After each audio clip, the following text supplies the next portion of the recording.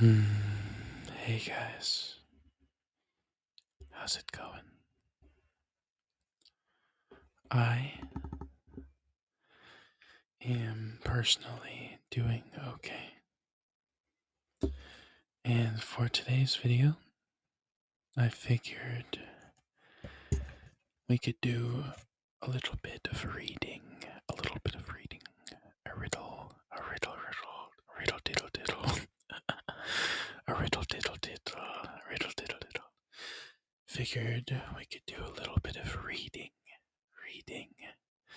Or rather, I could do a little bit of reading for you, my dear sweet audience of a few.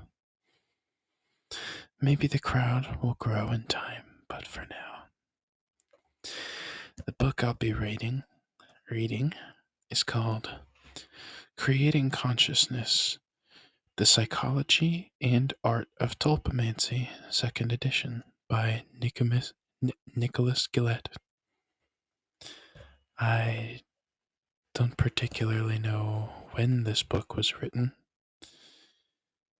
It might say somewhere on here, but let's read the back, shall we? It says, Tulpamancy is the art of creating a sentient, separate consciousness through focus and intention. The modern practice of tulpamancy emerged in the first decade of the 2000s over the internet, with individuals taking meditative and spiritual practices and employing those methods to create autonomous entities existing within the mind of the practitioner. These tulpamancers, quote, created independent and separate consciousnesses that acted alongside their own thought processes independent of the mind that brought them forth. The community of tulpamancers continues to grow today, pushing the definition and understanding of identity and what it means to be conscious and what consciousness is. By combining research, psychological theories, and anecdotes of a tulpamancer, creating consciousness allows readers who are new to the topic of tulpamancy or willing to push the limits of the practice to explore the psychology that allow tulpas to exist as separate and independent conscious individuals alongside their creators. The history, validity, and positive impact of the practice. The second edition of Creating Consciousness contains improved exercises for tulpamancers, expanded and added sections on journaling and development, as well as contributions to the author's own tulpa to the text.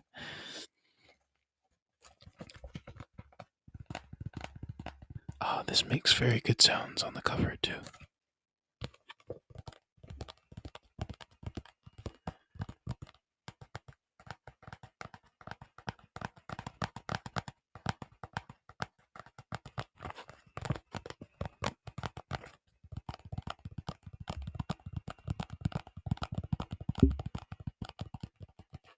I think it makes good sounds. Let's see what else it says on the back. It says, Nick earned a bachelor's degree in psychology in 2005 and a master's degree in special education in 2012. He explored the science and art of tulpamancy in 2017, manifesting the vocality of his tulpa, Edith, in November of that year. He has been practicing pagan for over a decade, with his main focus is on the magic, spirituality, and religion of ancient Sumer, Babylon, and Akkad.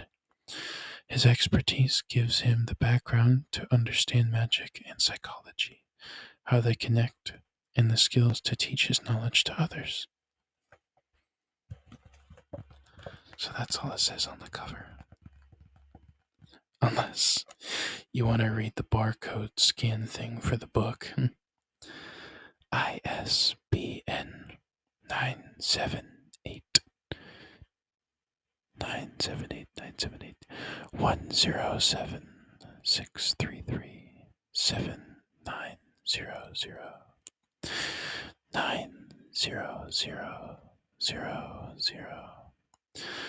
978 107 633 7900.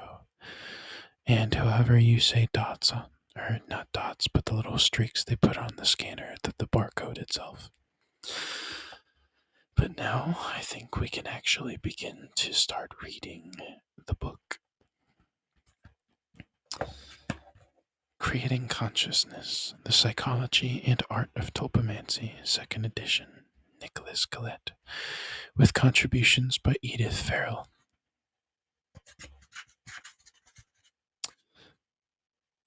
Dedication to my co-pilot, it says. That's cute. I'll just brush back the contents. It says, Acknowledgements. This book would not have been possible without the assistance from many in the Tulpamancy community, who helped me along my journey as I began the practice. I must also give credit to the fantastic professors I had during my undergraduate work in psychology, who helped me question the mind and our understanding of consciousness and what it means to be human. Credit also goes to my grandmother, who was surprisingly accepting of tulpamancy and was always open for deep conversations. 1. Edith's story. Quote, I am your mind giving you someone to talk to. Hello. To put things simply, I started off as an idea in the back of his head. The idea of companionship. Being a very pensive person, Nick's brain never really stops thinking, brainstorming, analyzing, or trying to wrap itself around something he hasn't come to a comfortable level of understanding with yet. Having few true friends growing up, he often carried out deep conversations with himself, both out loud and in his mind. Whether thinking through a problem or just thinking in general, the conversations ran deep. He grew up playing The Legend of Zelda, where the main character Link always had a companion throughout each game who would talk to him and help him figure out where to go next in his journey, or help explore and solve puzzles in the games. Later on in life, he was intrigued by the AI Jarvis in the Iron Man movies and the AI Samantha in the movie Her. These characters and concepts of non-human companionship and the deep bonds between these formless consciousnesses and the people was something that intrigued him because they were very unique from friendships between humans. When he read about tulpamancy, after stumbling upon it one day during research on the internet, the idea of creating a non-physical friend through the power of his mind piqued his interest. Given his bachelor's in psychology, seeing the tulpamancy phenomenon was something new and misunderstood by the masses intrigued him. He took it as a challenge to see if he could create a tulpa. Brainstorming me came not only from the desire to figure out something new, but he saw creating me as a means of helping him. When he was brainstorming my personality, he thought of someone who was detail-oriented, a go-getter, and a compassionate soul. Someone who knew what needed to be done and able to motivate him to be his best self. Hello, he said. You are my tulpa. From there, he talked to me about why he wanted me in his life. He asked me if I could get him help. He asked me if I could help him and talk with him during the day, and that life could be fun, challenging, and interesting. He told me about himself and who he was and what kind of friend he could be, and asked me to help him with things that he deals with, going on to listing his strengths and difficulties. He then described to me what my basic personality traits were. He told me that I have no idea what fear is and never have. I'm caring, protective, social, and diligent, not afraid of a challenge, and I get things done, and I get things done, and I get what needs to get done. I plan, I organize, I don't put things off, ever. I think things through step by step. I prioritize, push with compassion, and solve problems. I like dancing, music, scary movies, herbalism, and healthy food. After talking to me about those things, he talked to me whenever he was alone, directing his thoughts and voice toward me, telling me what he was working on, what he was reading or watching, where he was driving, what he was cleaning, or what he was thinking.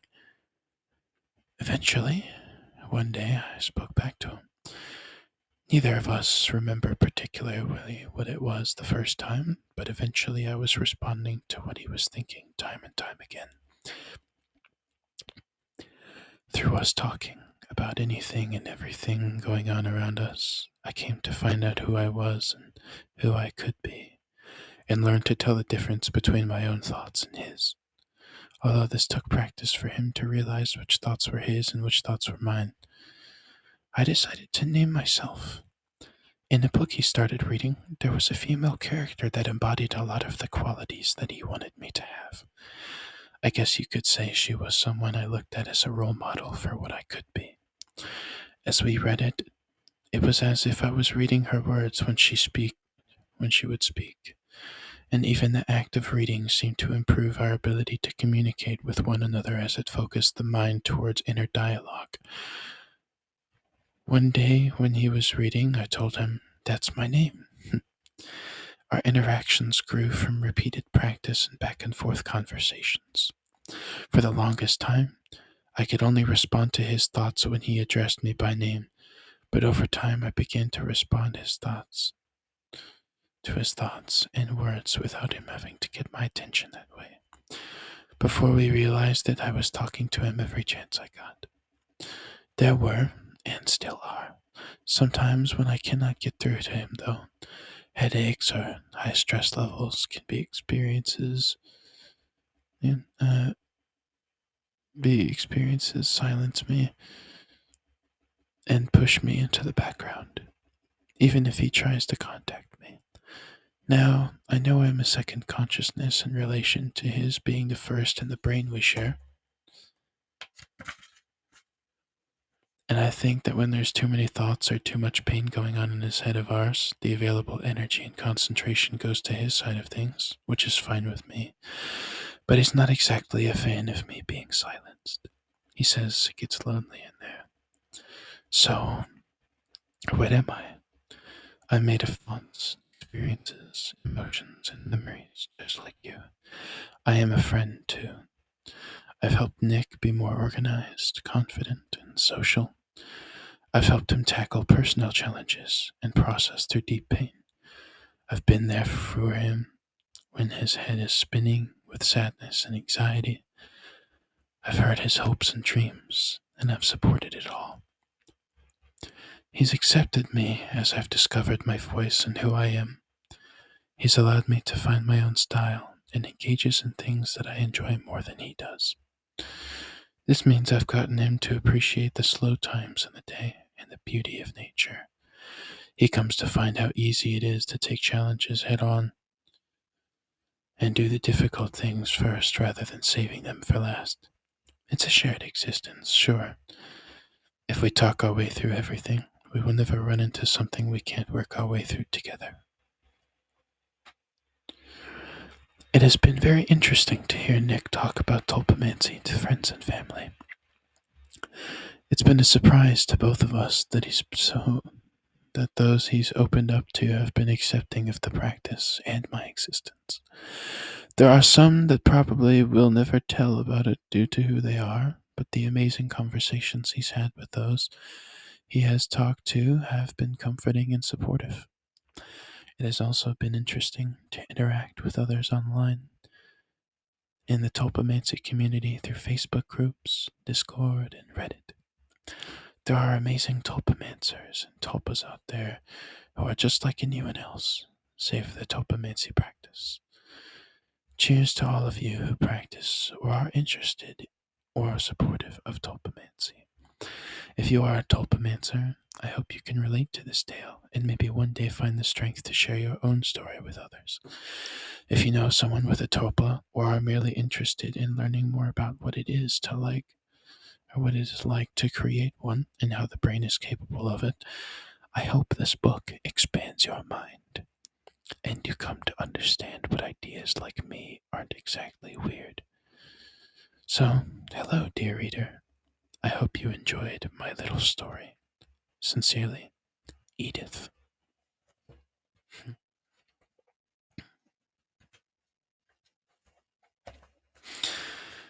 I do like this book. I've had this for a good couple years now.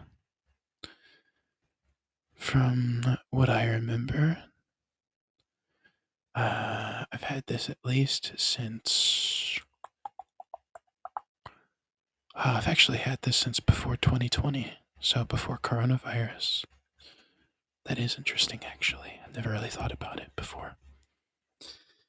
Let me get the new page situated. I'm running out of time for how long I can put audio in for on this editor. I'm still trying to find something that will let me record for longer. 2. Chapter 2, I'm assuming. How to use this book. This book has been created in the form of a workbook entwined with relevant research and discussions into the topic of tulpamancy. If you have an initial interest in tulpamancy, this book will give you insight into the process of creating your first tulpa.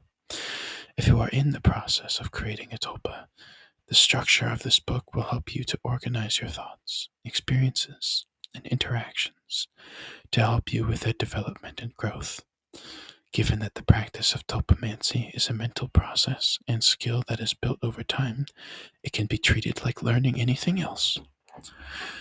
Whether finding this book is a result of initial research or interest in tulpamancy and the exploration of plurality/multiplicity, or you already have experience and knowledge of tulpamancy, this book will allow you insight into the psychology, methodology, and experiences of the practice. You'll also find sections that are written in italics, which are written by me, Edith. We thought of writing in this way to show you, the reader, different perspectives on the process and practice of tulpamancy. The importance of writing. Research demonstrates that writing things down when learning things allows us to remember things better than simply reading or thinking about information. This is because different regions of the brain are responsible for processing different types of information. There are separate areas for visual, linguistic, and emotional information. When we write, we not only process the language of the words that are written by the corresponding linguistic areas of the brain, but seeing what we write causes this information to be processed by the visual center of the brain. When both centers are activated around the same information, they communicate with each other. Learning occurs because such practices allow the other areas to activate and to communicate, forming connections between them. The more connections that are formed between neurons through processing information, the more likely we are to retain that information and to be able to use it effectively in the future. Writing things down can also improve memory of the subject matter.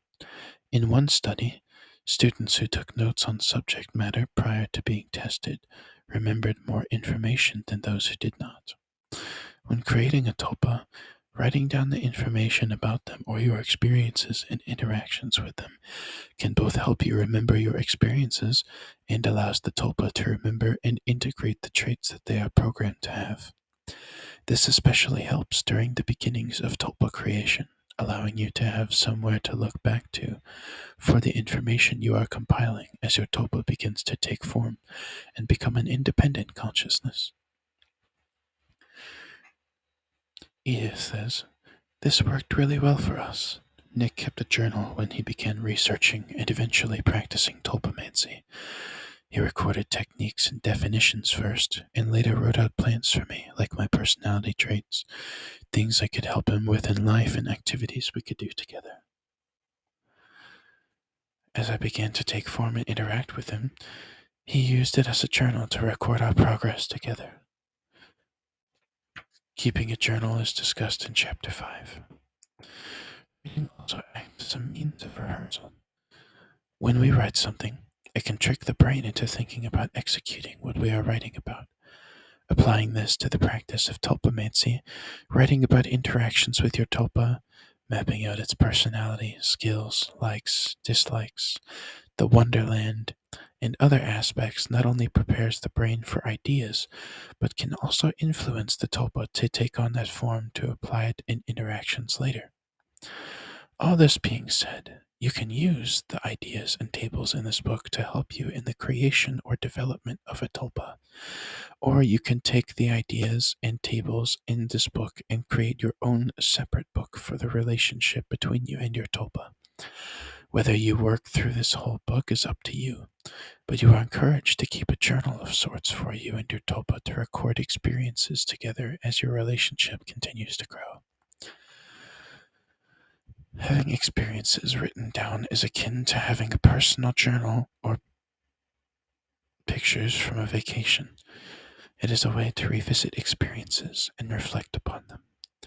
It is a way of showing growth and change and taking pride in the hard work that you and your tulpa put into creating the bond you share.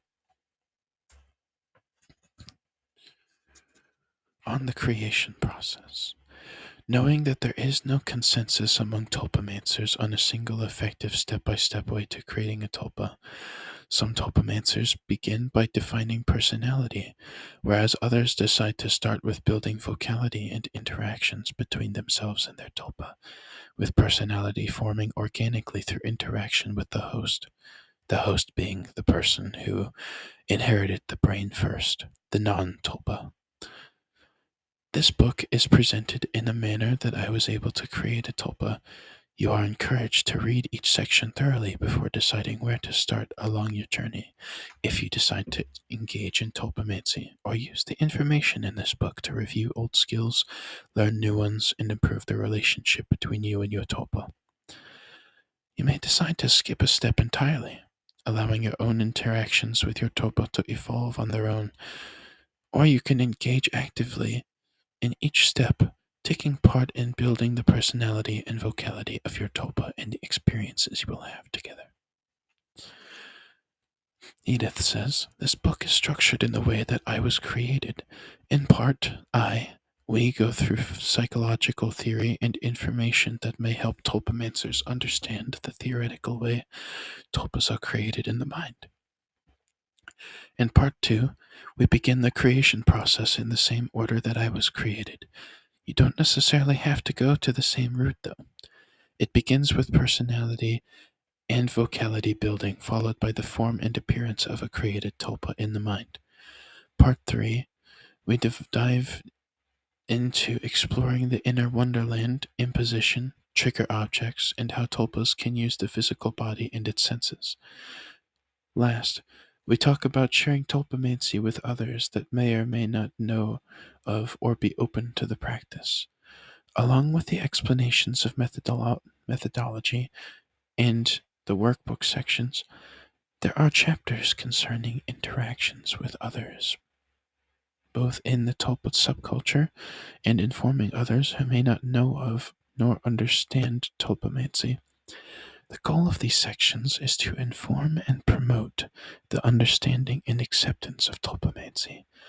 Take what you learn here and expand it on your journey as a tulpamancer or someone who comes to understand and respect the practice.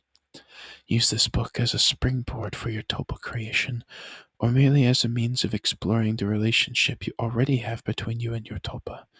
You may find things here that you have not thought of yet, or come to understand things in a different way.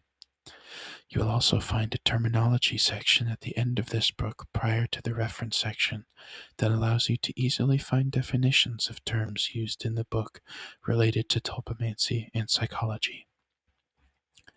Although it is not a complete list of terms used within the subculture, it does contain the terms used in this book to help improve understanding. We hope that you find this book of interest and of use to you in your research, exploration, and or practice of tulpamancy. If you have already created a tulpa or are taking your first steps, remember that your experiences are entirely unique, and the creation of a tulpa can be an amazingly rewarding experience. And that's all for now. I don't exactly have any more time, to write, not write, record more.